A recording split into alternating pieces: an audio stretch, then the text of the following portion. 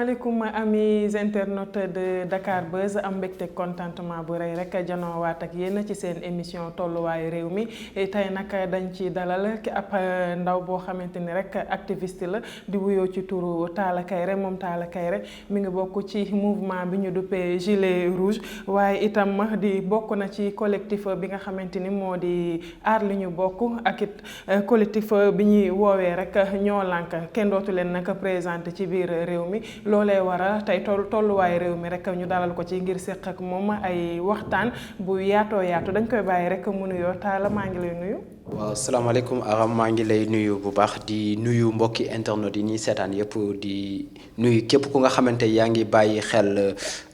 Dakar Buzz. Donc di nuyu ñëpp plus particulièrement nag ak activistes yi ak citoyens sénégalais di wax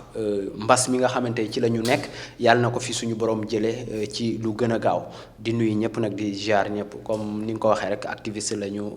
tudd Talla Kairé nekk dans le mouvement gilet rouge. waaw nga nekk ci mouvement gilet rouge mouvement boobu ban déggin lañ ci mën a am lan moo ko tax a jóg. waaw mouvement gilet rouge mouvement activiste la. te activiste mouvement la bu nga xamante ni dañu taxaw temb pare nag pour xeex lépp lu nga xamante ni injustice la ci Sénégal ak ci Afrique loolu mooy suñu ambition parce que nag dañoo dem ba toll ci jamono boo xamante ni nag dañu gis ni injustice nag mi ngi nax saay justice mi ngi nax saay donc nag war nañoo taxaw temb surtout la jeunesse pour nag xeex loolu noonu pour mën a am justice boo xamante ni du doon justice à deux vitesses loolu mooy suñu objectif. su ma la déggee nga ni pour xeex injustice naka ngeen koy xeexee. naka lañ koy xeexee mooy lépp loo xamante ni gis nañu ni lu dul yoon la ñu taxaw ci tem def ci ay démarches wax ceeg ñun ci war a waxal suñu waree génn ci mbedd mi ñu génn ci mbedd mi suñu waree wax ñu wax suñu waree alerter ñu alerter c'est ça notre objectif. bi ngeen tàmbalee wala bi ngeen sancee seenu mouvement ba léegi yan activité ngeen ci mëneegum. bon bari na parce que tout récemment rek boo gisee ci problème mu Aliou Sall les 6 000 milliards yi nga xamante ni ba léegi mënuñu teg loxo ni kat lii dossier bi lii ak lii la ñu xeex ci jóg ànd ci ñu demaat à un moment donné nga gis. Problème électricité bi ñu xeex ci li ñu ci daj sénégalais yi mën nañu seede donc à chaque fois bu yu mel noonu amee aussi dañuy jóg taxaw donc bari na ay combats yu ñu mën a yu mel noonu ba pare aussi dañuy yëngatu ci solidarité di wax ak askan bi di nemmeeku askan bi di former ndaw ñi ci xeex l'injustice loolu mooy suñu objectif. waaw mu mel ni dégg naa la ci seen objectif wala ci démarche yi ngeen jote mëne muy 6 000 milliards yi ñu tuumaal ni kii di Aliou Sall di rakk ci président Macky Sall moom moo ko jël. ba léegi nag nga fàttaliwaale ni bàyyeeguñ ko ba léegi. waaw ci foofu laay ñëwee mu mel ni yéen seen xeex dina am ampleur mais à chaque fois du am aboutissement lan moo waral loolu. lan moo waral loolu mooy justice à deux vitesses bi am Sénégal. ñun tey nekkuñu ci situation yoo xamante ni walla ci position yoo xamante ni ñun ñoo détenir pouvoir yi pour leeral mbir yi mais nag li ñu mën mooy alerter li ñu mën mooy wax mais nag du ñu bàyyi parce que loolu mooy suñu objectif Sénégal nekk pays boo xamante ni day am justice am démocratie du am justice à deux vitesses loolu mooy suñu objectif donc à chaque fois dañuy alerter dañuy def éveil des consciences pour nit ñi sénégalais yi xam ampleur bi sénégalais yi xam li seen àq ak seen yelleef. ndax yéen jàpp ngeen ni sénégalais yi yéen a ngi di dénoncer mais est-ce que sénégalais yi tax ngeen di wàcc sur le terrain est-ce que ñoom yéen jàpp ngeen ni ñoom ñu ngi leen di déglu. xam nga Aram benn affaire dafa am soo nee man activiste la soo nee man damay xeex l'injustice doo xool que ni est-ce que kii lan la may xoolee yow da ngay xool sa diggante ak sa borom yow sa diggante ak li ngay xeex yow lan moo tax ngay jóg c'est-à-dire doo ci wut benn résultat boo xamante ni dañ naan merci automatiquement ndax àdduna lépp lu waay def boppam la ko defal te bu ñuy xeex suñuy ay doom ëllëg moo tax. dëgg la mais tey jii seen ay doom ëllëg moo tax waaye tamit askan wi fi nekk parce que balaa ngay xalaat ëllëg da ngay xalaat ñi fi yeewoo jamono bi. effectivement ñooñu ñoo tax ngeen di xeex mais ñooñu ñoom dafa mel ni wuyu si wuñu leen parce que yéen seen mouvement yi xëy na tur bi fi tur bi egg ak fi mbooloo bi àgg ute na. bon sénégalais yi nag ñi ngi ñuy répondre macha allah parce que tey boo taxawee soo gisee tout récemment manifestation yii ñu mujj a def. nga xam ni sénégalais yi ñu ngi commencé à comprendre mais le problème en est que dafa amoon yenn moment activisme dafa nekkoon loo xamante ni nit ñi dañu ko comprendre woon à chaque fois rek bu amee benn ay révolution yeneen yu jóg dañ état bii fi nekk nga xamante ni depuis 1960 moo fi nekk même système la dañuy éliminer les gens yi nga xamante ni ñoo nekkoon dans les têtes de file pour loolu noonu naax saay léegi nag nit ñi ñu ngi comprendre léegi nag nit ñi ñu ngi comprendre ni dañu war a moom suñu bopp donc kon ñi ngi ñuy répondre ñi ngi commencer di comprendre. man de boo waxee ñi ngi ñuy répondre dina ma yéem parce que récemment bi ngeen doon sax xeexal ki ci gën a fës ci yéen maanaam Guy Marius Sagna nombre de personnes bi fa nekkoon mën nañ leen a calculer mën nañ leen compter donc boo nee ñu ngi ñuy répondre dina ma jaaxal. te seen objectif mooy ngeen xeexal askan wi. man dama jàpp que ni da ngeen war a def benn stand by jéem a sensibiliser bu gàtt ci askan wi sensibiliser leen xamal ni leen seen objectif lii la da ngeen di xeex pour ñoom pour que bu ëllëgee bu jug jotee ñoom ñu ñëw wuyu si leen mais ngeen di dem nii rek ñun dañuy jàpp dañuy toog suñu kër yi di taal di seetaan dañuy gis deux wala benn centaine de personnes ñoom ñoo fiy nekk alors que da ngeen di xeexal askan wi man li tax askan wi répondre ñu leen man loolu jaaxal na ma mais. leneen ci li may laajte ba tey mooy. ci non dinaa la kii foofu tuuti parce que boo xoolee tout récemment manifestation yi ñu mujj a def les vidéos sont là nit ñi dañu répondre massivement mooy baissu électricité yi nit ñi dañoo répondre massivement sortie Guy Marius Sagna sortie bi ñu manifestation bi ñu ci mujj a def mooy bi ñu defee camp pénal gis nga les vidéos y avait des milliers de personnes. donc kon ci la ñuy gis te ñun dañuy dem dans le terrain gis ni jeunesse bi mi ngi commencé yi kii parce que ñun dañuy suñu plateforme ñu ngi koy defar jeunesse bi ñu ngi ñëw xëy na nag au début comprendre ñu woon dañu yaakaaroon ne activiste dafa doon loo xamante ni nit ki bu ko engagé rek dafa nekk nit koo xamante ni day toujours vieux mi ngi ko tayle ci prison yi. tey ngeen nit ñi répondre leen comme li nga wax ci baisse prix électricité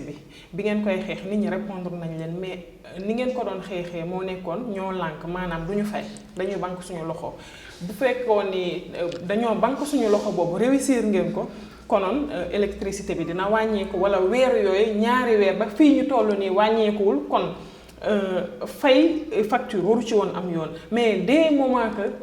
sénégalais yi di continuer di fay facture yi ñu leen imposé ni leen lii ngeen consommé te consommé wuñu loola ci li ñu wax kon résultat amagul foofu nangu am déet. non dinaa la kii fa parce que tey bi ñu commencé di ko xeex waxuñu du ñu fay électricité dañu wax ni. hausse bi d'accorduñu ci parce que xool nañu conditions yi wax ni d'accorduñu ci hausse électricité bi léegi nag bi ñu demee mois bi nga xamante ni moom la mbas mi di dugg boo defee ay remarques dinañ xam ni ñoom dañoo amul benn maturité taxaw ni dañuy wàññi électricité bi mais ñi ngi commencé doon def ay jéego pour baissu électricité bi boo xoolee factures yi boo comparer les factures ñun def nañ étude bi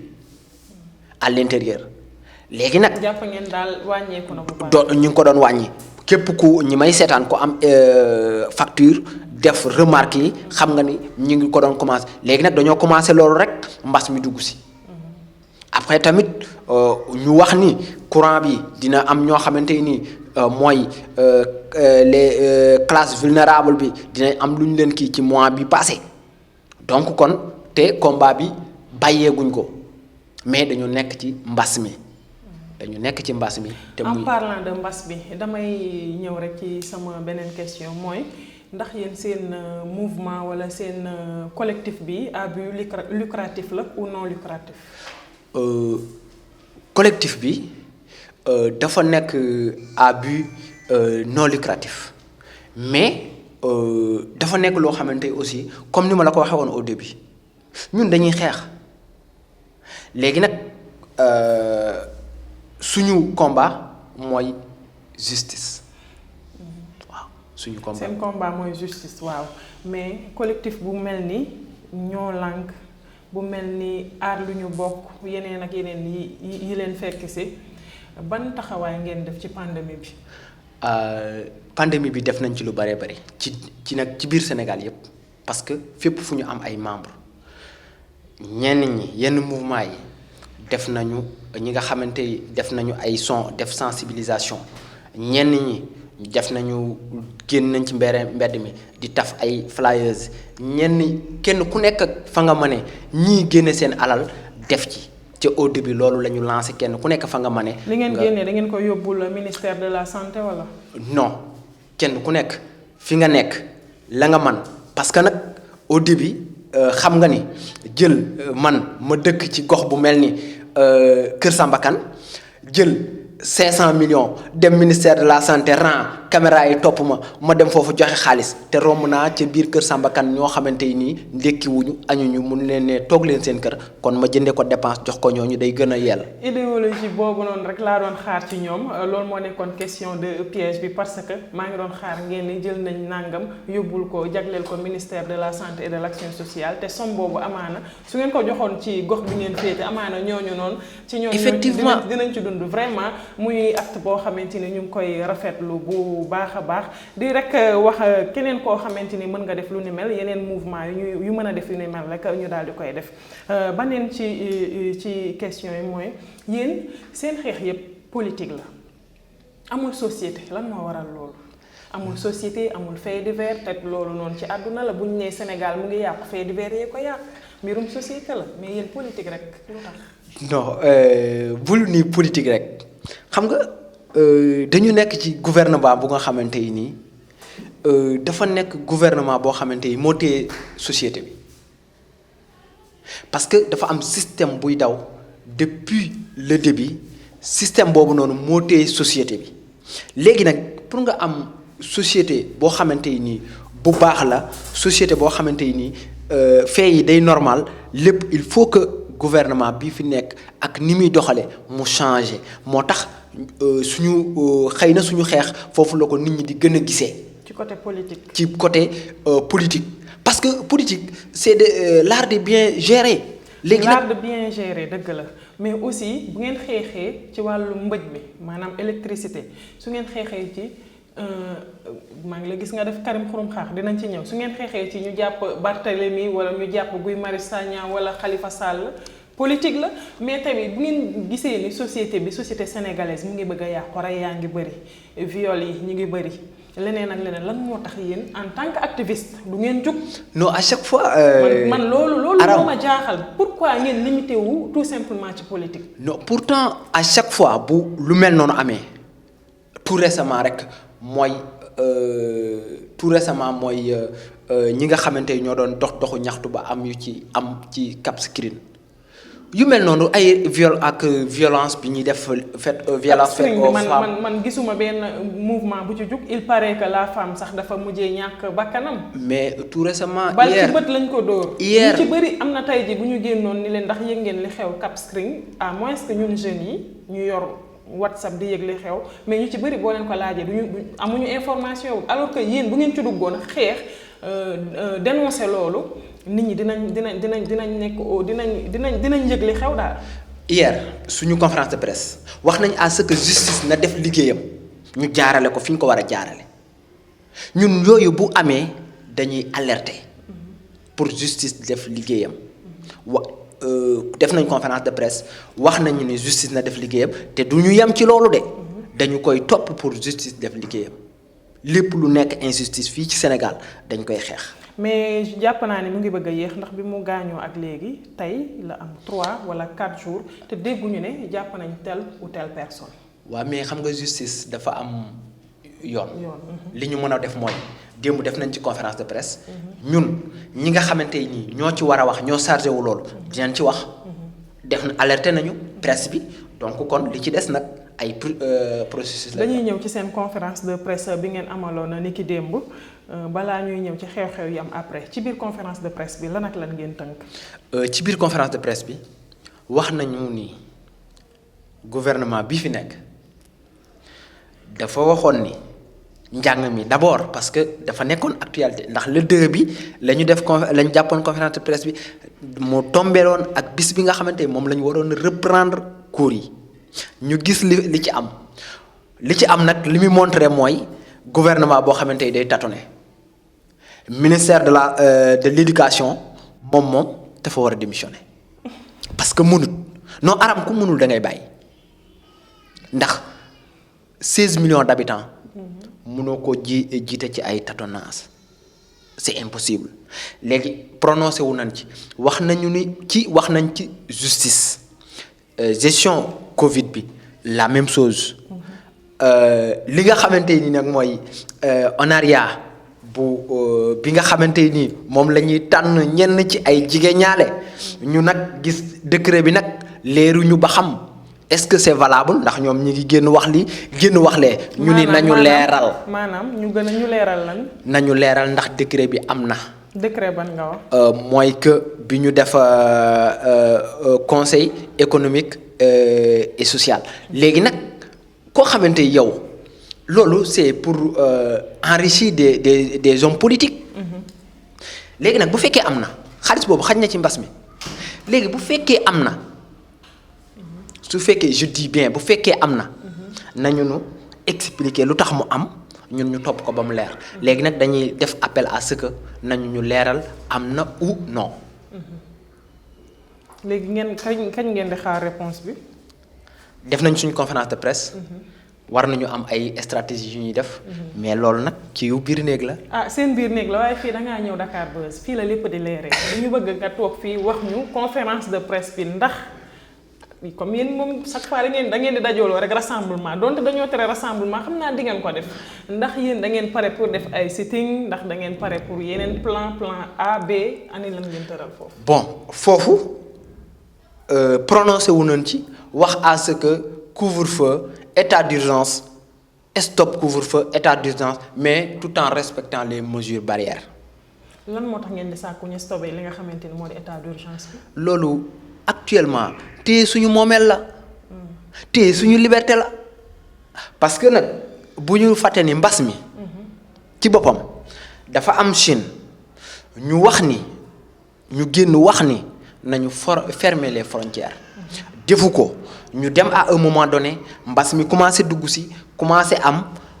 mu jël ay mesures wax ni suñu étudiants yi nga xamante ni ñoo nekkoon waxaa mënuñu leen a jëlee ñu ni waaw d'accord waaye nan leen mettre dans de bonnes conditions. ñu waxoo leen woon waaw d'accord da ngeen bañoon lool. non dañu ni bi mu demee ba nga xamante ni wax na ni mënu leen a jëlee ñu ni d'accord bi mu jëlee ay mesures. d'accord wax na ni mënu leen a jëli waaye na leen mettre kon dans de bonnes conditions kenn ku nekk fa nga nekk bu doonee sax dañu leen di envoyer ay médecins wala lu mu mën a doon nañu nekk dans de bonnes conditions léegi ñu dem ba yàgg ñu jël ay mesures def état d'urgence couvre-feu mais lépp lu ñu jëloon rek dañ doon suivre la France loolu moom leer na la. dañ doon suivre maanaam dañuy copier France. dañuy copier c'est un mimétisme léegi nag bu ñu demee à un moment donné ñu gis ni. couvre-feu bi actuellement état d'urgence bi jëriñu ko lenn lu dul toog dans les bureaux di signer ay décret léegi nag loolu na deñ loolu téye suñu moomeel la léegi nag na deñ waaye nag même bu deñee kenn ku nekk ndax comme tey ni ñu toogee man ak yow nii jël suñu ay distance léegi nag loolu la ñu wax nañu jël suñu ay distance nañu respecter rassemblement yi ñu bañ ko def mais nag état d'urgence bi moomeel bi ñu téye noonu dañoo wax ni déconfinement des libertés. ok kon daal bu ma leen déggee confinement bi wala boog couvre-feu bi nga xamante ne dañ ko yéegal sax léegi 21h ba 6h du matin ak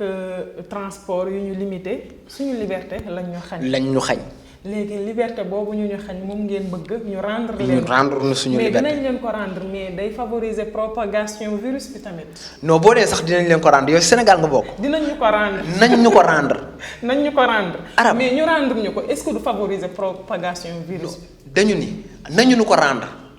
xam nga liberté ci question bopp la. bu ñu ko rendre ba pare tenir une bonne communication xanaa xamoo problème mbas yi ak problème mars yi ngay gis yëpp mauvaise communication gouvernement bi la. day wane seen cuune kan. gouvernement bi. parce que askan bi gëmuñu leen. donc nag loolu noonu cuune googu noonu. dañoo war a jël seen ay responsabilités. nañu déconfiner les libertés mais ñu wax ak askan bi tenir une bonne communication pour askan bi xam ni kan feebar bi mi ngi fi. kon kenn ku nekk dañuy respecter distanciation. mais comme boo waxee cuune te ñoom ñu ngi seetlu ni à chaque fois dañuy dem ak fi mbas mi toll parce que prévoiroon nañ tijji école yi niki le 2 bi passé mujjuwul antu nee nañ am na ay enseignants yu amee coronavirus bi. su fekkoon ay cuune lañ est-ce que dinañ jéem a gëstu ba xam ay enseignants am nañ virus bi ba mujj ñu annulé waat am déet. xam nga cuune gi mooy li nga xamante ni moo dem ba ñuy wax ni le 2 dañuy tijji le 2 duñ tijji. gouverner c'est de prévenir yooyu yëpp dañ ci waroon a tenir compte avant jël ay dispositifs yu mat parce que tey boo nee le 2 lañ war a tijji virus bi ñu ni mën na nekk ci nit ki 14 jours. kon nit ki waroon na rejoindre fi muy dem 15 jours avant voire 16 jours après bu fekkee am na ko nga mën ko téye nga mën ko traiter nga mën a xool ñi nga xamante ni dem nañu ba sur place bu ne le premier ñu def les derniers tests koo xamante ni amu ko nga mën a regagner léegi nag seenu nulaar moo leen yóbbu ci ni nga war a jàngale ji le 2 ñu lay yóbbu ay le 30. le 31 le 31 ay le 29 donc ci virus boo xamante ni mën na nekk ci nit ki 14 jours. cuune nañ ci li nga wax. cuune lañ waaye tamit yéen taxaw ngeen seetlu parce que calcul bi nga def amaana ñoom defuñu ko woon parce que xel tamit nu mu tuddeeti du kenn kese moo ko yor ku ne da ngay mottalante sa morom ñoom bi ñu communiqué wee ni le 2 lay école yi tijji pourquoi defoo leen woon benn lettre. wala ngeen def benn communiqué lancé jox leen idée boobu ni comme le 2 la nañu dem bien avant le 2 le 15 nañu rejoindre seen ay école ñu defaral leen test ñu préparé wu genre. est-ce que xam nga ñun suñu éléments yi à chaque fois ñi ngi dem di def ay émissions ñun ñi ngi wax nañu ni njàng mi gaa nañu regagner les écoles waaye na ànd ak dispositif yu mat enseignants yi nañu teel a dem écoles yi nañu leen mettre dans de bonnes conditions. personnel soignant yi ñu gën leen a dëgëral maanaam def test massif élèves yi ak enseignants yi boole nañ ci sax test massif pour rek mën a ne jàng bi mën a am. ba pare nekk loo xamante ni tamit day am ba pare du ànd ak loraange. du ànd ak loraange waaye jamono ji mu mel ni loraange mu ngi ciy war a jiitu bu ñu demee ba ni am na ay enseignants yoo xamante ni dañoo amee doomu jàngoro ba waral ñu annulé waat wala ñu renvoyé date de réouverture date bi nga xamante ni moom lañ programmé woon pour tijji ko jàpp nga ni année bi mën nañ ko sauver ci moment bi ñu toll ñu ngi ci le 3 juin loolu dina mën nekk. année bi mën nañ ko sauver waaye ça sera difficile te état day jël ay responsabilités ñun à notre niveau teg nañ benn comité boo xamante ni ñoo ciy dox dinañu voir j'en fais partie bokk naa ci dinañu voir les concernés les élèves les syndicats ak ministre de l'éducation ak ñeneen dinañ essayer à leur contacter léegi nag pour xool léegi nag daal di leen di proposer nag ñun li nga xamante ni moom la ñu gis ni tey bu ñu ko defoon mën nañ ko sauver parce que tey bul fàtte ni ci Sénégal dañoo nekk ci réew boo xamante ni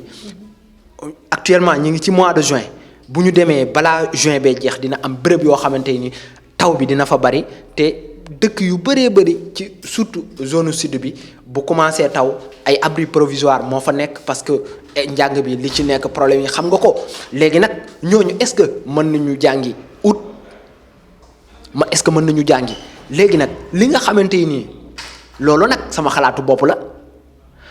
bon te après ñun dañuy boole xalaat yépp man xalaat naa ni école bi kat mën nañ ko sauver waaye nag day jar ay mesures yoo xamante ni yu metti lay doon mais nag dañuy xam ne nag yàlla moo ko dogal. je ne pense pas li nga wax mu cohérent parce que boo nee école bi mën nañ ko sauver te ñu ngi ci juin am na sax ay goxaat yi nga xamante ni commencé nañu ndox commencé na fay wàcc. effectivement léegi te ak abri provisoire yi nga xamante ni moom nga wax. foofu dina jur daga naa ma rek nan lay demee daga naa ma nan lay demee. nan lay demee.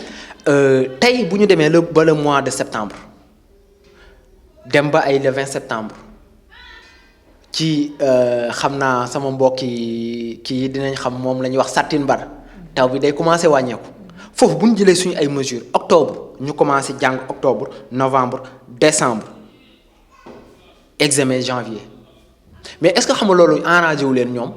parce que seen fiche de boss yi actuellement def nañu ay préinscription def nañu ay kii toujours dañu nekk ci gouvernement boo xamante ni dañuy xool seen ay intérêt personnel léegi nag fiche de boss bi ak ka nga xamante ni moo nekk ba wàkki nguna bokkuñu te actuellement dañoo nekk ci moment boo xamante ni c'est de sacrifier pour le peuple léegi nag bu boobaa bu ñu examen daal di examen def li ñu war a def léegi nag pour relancer le système éducatif parce que actuellement dañoo war a def taxaw seetlu woo tous les concernés ndaxte njàng mi yàgg na naax saay léegi nag ça fait l'occasion pour ñu relancer le système éducatif bu boobaa nag bu ñu commencé waatee janvier bu ñu examen ba pare dañuy commencé waat avec des cours de renforcement mën a renforcer élèves yi boole waale ko ci système bi daal di continuer nag dugg ci année 2021 continuer ak moom pour année 2021 foofu noonu nag dañuy renforcer wu bu ko defee année 2021 bi day nekk janvier ba juillet août. léegi ñi nga xamante ne nekk ñu classe d'examen. boobu bu ñuy tijji ñëpp la ñuy tijjandoo. mais ñoom seen ay évaluation lan lay. seen ay évaluation mooy que ni actuellement dañuy xool dama ne la fii ak mois de septembre taw bi di wàññeeku. ñu commencé bu septembre xaajee ñu commencé jàng fin septembre octobre novembre décembre janvier topp ñu examen suñu examen ba pare les résultats génn un mois dañuy déclencher waat année 2021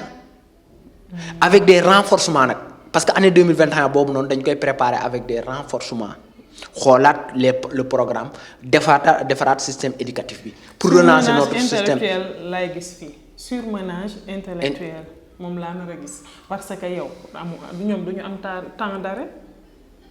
donte ñoom toog nañ moment bii nii jànguñu mais imagine ngay préparer examen wala ngay préparer premier wala second semestre ak genre yooyu noonu gis nañ concentration bi mu laaj nga concentré wu def say devoir wala def say révision def sa composition wala sa examen pareegoo rek nga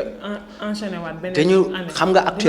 actuellement dañuy toog leer ni grève yi du jeex grève yi doon am avant pandémie dina amaat lu tax ma ni la léegi nag dañuy woo tous les concernés actuellement ci 5 mois lan mooy objectif wu 4 mois yi pour tenir une bonne communication pour relancer le système éducatif bu boobaa bu ñu toogee duñu ne dañuy bàyyi ba septembre je vous dis dañuy woo les concernés def tout ce que nous devons faire pour que septembre ñu commencer aussi loolu noonu dañ ci impliquer élèves yi ñu préparer loolu noonu léegi renforcement yi ma lay wax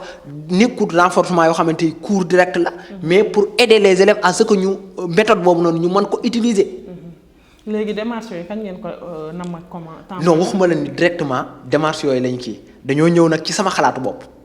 léegi dañuy boole ay xalaat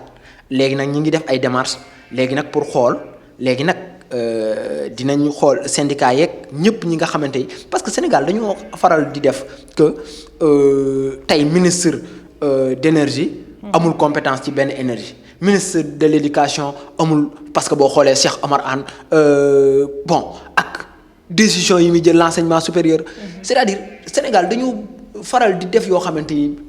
suñu système ministère yi la ñu war a changer kenn ku nekk ñu jox la li nga xamante ni moo foofa nga maîtriser nga mën ci jël ay kii léegi nag moo tax nag ñu ni nañu xool les concernés parce que yow mi nekk journaliste yaa mën a introsé nit yaa mën a wax léegi nag bu ñu xoolee les concernés saytu seen xalaat boole ko nag tënk loo xamante ni ci la ñuy demee. c'est ça que nous voulons. ok ci taxawaayu jëwriñ yi nga wax comme ministre yi kenn ku ci ne su ma la déggee da nga bëgg a wax l'homme qu'il faut à la place qu'il faut léegi ci boo waxee ni ministre de l'éducation dafa war a démissionner ministre de l'action de la santé et de l'action sociale moom ban jàngat ngay am ci moom. moom mënul j'en passe mënul ku mënul nag yow xoolal ba xam. mënul maanaam ak moom réalisation yi nga xamante ni wala bu ma ko réalisation sax mais taxawaay bi nga xamante ni am na ko ci Sénégal ci jamono ji pandémie bi moom daf fi jaaree sax mën nañ ni am tur siiw gars yi xam ko. yow arab mbas mi bi mu commencé lii virus la mi ngi fi mi ngi Sénégal mais pourquoi ñun à chaque fois ñuy copier virus ça change selon le temps. Ça change selon l'espace géographique, ça change selon les porteurs. C'est-à-dire ni muy jàppee aram mi nga xamante ni ndaw la ak ni muy jàppee xëy na taala mi nga xamante ni mag la bokkul ak leneen ak leneen léegi nag bu ni muy jàppee ka nekk États-Unis ak ni muy jàppee ki nekk Sénégal bokkul pourquoi ñun bi mu amee ñu def 1 mois mën nañu début bi comme virus la lu kii la début bi mën nañu copier pour xool. mais suñu demee ba def 1 mois est-ce que waruñu taxaw xool def bilan. boo waxee mën nañu copier da ngay leeral internet yi nga xamante ne ñoo ñuy seetaan copier maanaam. maanaam début bi. xamuñu naka lay dundee. dañ doon suivre rek la Chine bi nga xamante ni fa la njëkkee. léegi nag suñu demee ba dëkk ak moom 1 mois est-ce que waruñu xoolaat suñu ay comportement xool bilan bi xool ñun mesures yi ñu jël ak liñ ci def lépp ah loolu lépp nag. ministère de la santé xanaa am na ay jigéñaaleem ministère bi yépp lay wax ñu xool ñun naka la demee ak suñu fi ñu nekk ñu wax tenir une bonne communication avec la population bi yow liy xew lépp nga gis nit faatu ñu ni duñ ko suul fii duñ ko kii loolu lépp responsabilité bi kan la c'est le gouvernement ah communication teelu ñoo yee nit ñi ci communication bi. est-ce que nekkul ñoom li ñu war def ci communication def nañ ba def lu ko ëpp. ni ñu tenir seen communication moo baaxul moo waral yooyu yëpp. moo tax nag loolu dañ cee war di bàyyi xel gouvernement bu demee ba askan wóolootu ko am na lu tax te askan wi ñoo leen wóoluwut askan wi ñoo leen dégluwut. mu ngi noonu da nga ne askan wi ñoo leen dégluwul ñàkk déglu boobu moo tax yenn erreur yi di am nit gaañu coronavirus rey ko ñu ne doo ko fi suulee alors que kooku néew bi préparé nañ ko def nañ ci loo xamante ni virus bi dootul circuler. mais loolu lépp ñëpp xam nañ ko mais xanaa kay ñoom ñoo bëggul dégg lu ne même. non loolu dama ni la ci communication bi ni tenir la. mauvaise communication la. ci ñoom la dama ni la ci ñoom la parce que au début dañu wax ni. ñi nga xamante ni ñoo loru ci mbas mi te nekk à l'extérieur mënuñu leen a jëli parce que mën na am ay inconvénients ci kii léegi nag ay docteur génn ni défier leen ñi mën nañ leen a jëli parce que dañuy def li ci war ba duñu wàll kenn léegi population bi xasana dégg ñoom ñu wax lee léegi boo ñëwaatee ni ko dama lay indil koo xamante ni loru na ci lan lay def. mooy mauvaise communication mooy tâtonner bi ñuy def xam nga loolu c'était des propos de tâtonnage léegi nag tâtonner boobu ñuy def nag moo waral lii yëpp moo tax ma ne la mënuñu gouverner c'est de prévenir. waaw mu mel ni fu ñu nee ñoo lànk dafa mel ni ci wàll ba am na ñoo xamante ne nangu nañ ñoo nangu de gis naa peut-être du man laa ñoo nangu boobu nag dañuy dem seetaani vidéo bi nga xamante ni moom la ñu am démb ci ginnaaw rek bi waa ñoo lànk amalee seenu conférence de presse ba pare mu mel ne waa ñoo nangu dañoo doxantu woon foofu seet si leen dañuy dem seetaani vidéo bi ñëwaat.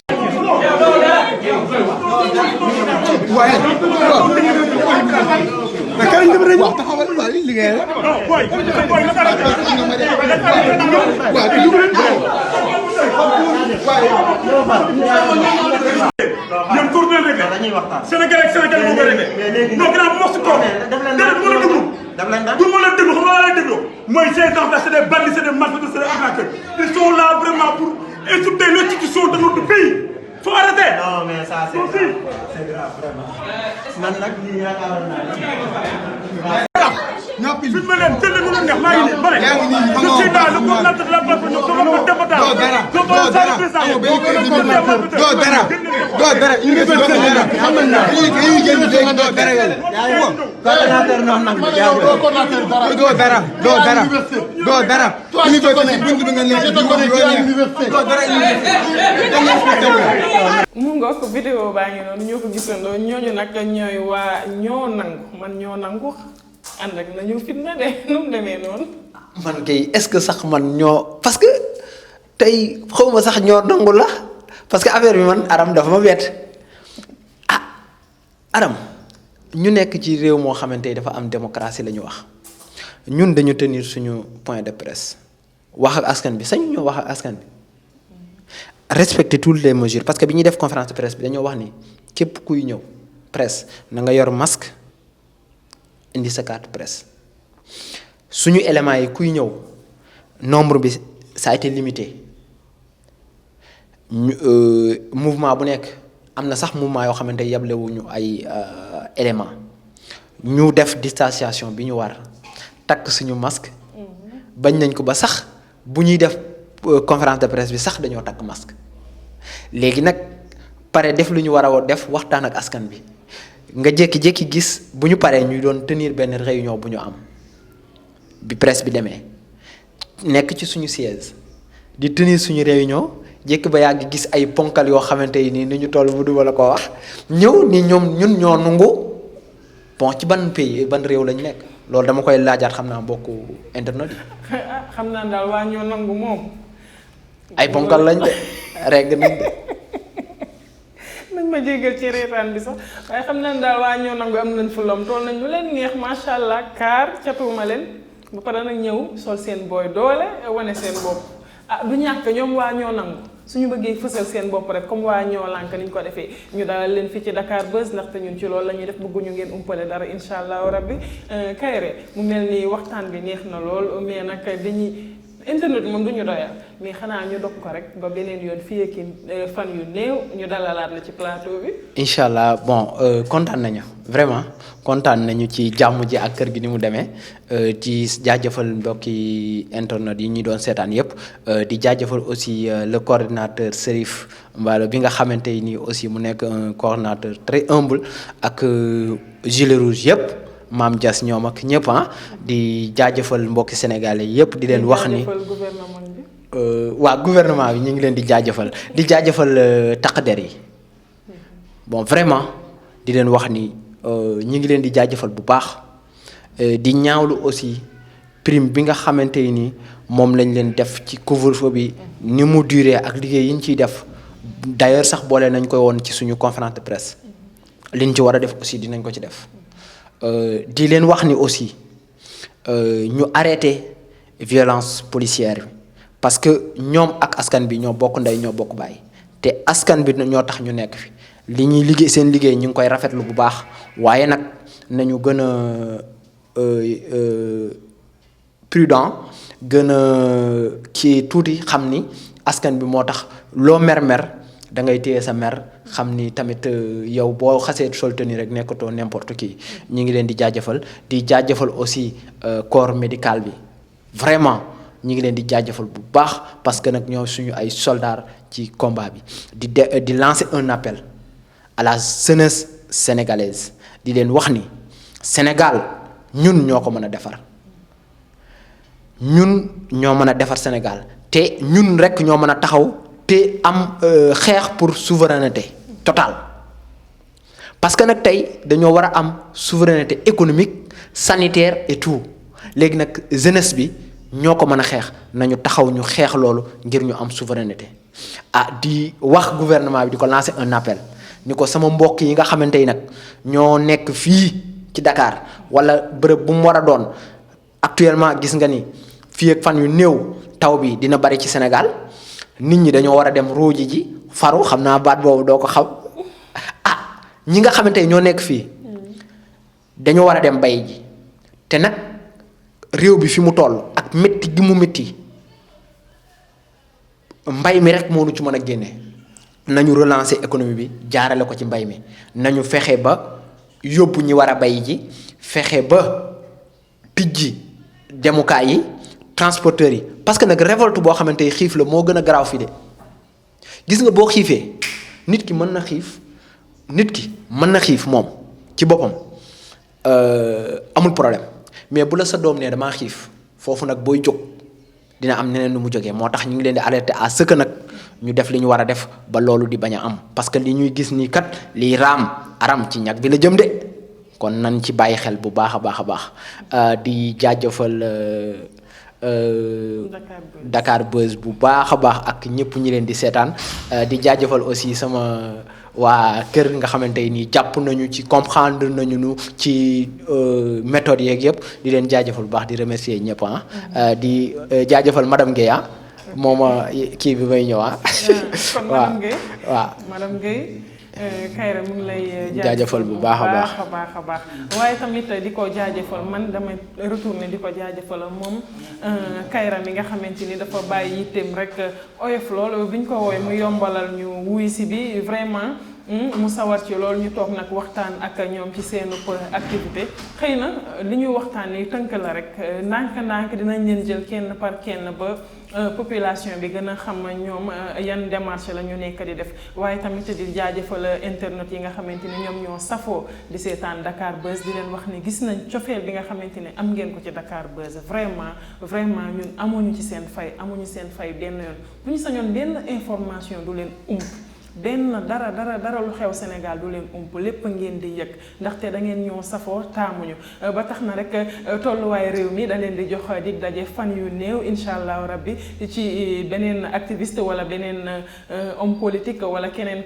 parce que émission bi ñëpp lañ fiy dalal képp ku nekk ci réew mi rek am baat boo war a sànni ci réew mi dinañ la fi dalal di leen remercier bu baax a baax jërë ngeen jëf.